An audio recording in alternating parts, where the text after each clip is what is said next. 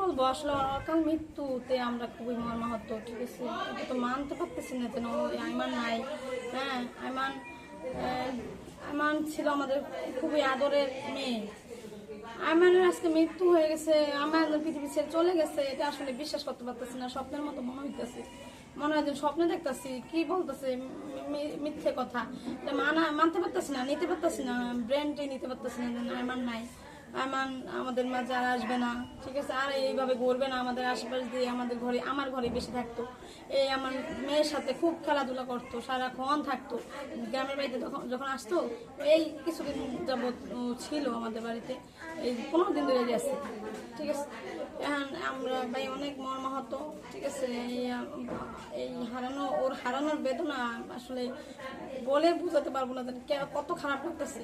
ঠিক আছে, আমার ভাষা নাই, আমি কোনো ভাষায় প্রকাশ করতে পারতেছি না, আমার ভিতর থেকে আসতেছে না। কি বলবো, আমার এই মেয়েটা নাই, এই ফুটফুটে বাচ্চাটা নেই আর পৃথিবীতে, এটা মানে মেমোরিতে নিতে পারতেছি না।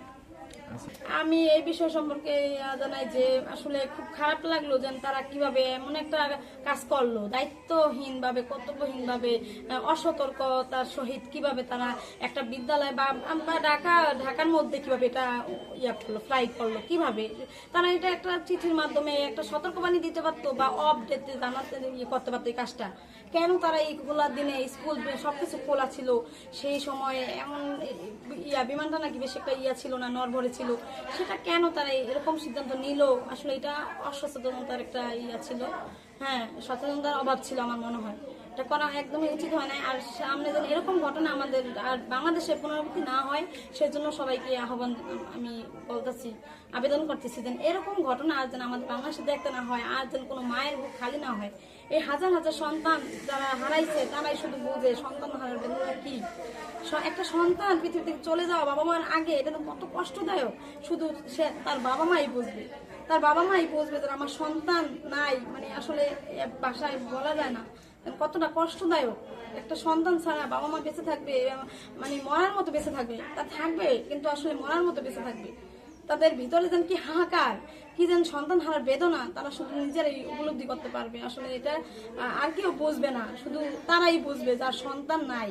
এই পৃথিবীতে এখন যে দুর্ঘটনাটা ঘটলো শুধু আমাদের অসাবধানতার কারণে, আমার মনে হয় অসতর্কতার কারণে। তারা কিন্তু একটা চিঠি দিয়ে ওই বিদ্যালয় বা আগে থেকে টেলিভিশনে প্রচার করতে পারতো যে না, আমরা ওই দিন এমন একটা প্রশিক্ষণ নিতেছি, ওই দিন একটা যুদ্ধ বিমান যাবে ওদিক দিয়ে, যে তাদের তো জানা ছিল যে না এই ঢাকার মধ্যে দিয়েও এটা ফ্লাই হবে, সেটা তাদের একটা ব্যবস্থা নিতে পারতো। ঠিক আছে, নাম কি আপনি? আমার নাম শারমিন আক্তার। আপনি কি হন? আমি ওর চাচি হই। আচ্ছা, আমার বোন, হ্যাঁ আমার বোন, আমার মায়ের অবস্থা বলে খারাপ। আমি দেখুন এটার মধ্যে আছে, এটার মধ্যে আমার বোন আছে।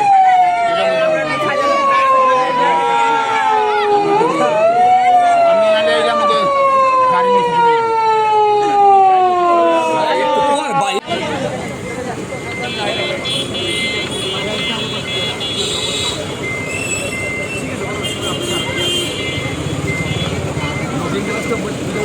রাস্তাতে মানুষ সরান একবার লাগাই দিন যায়।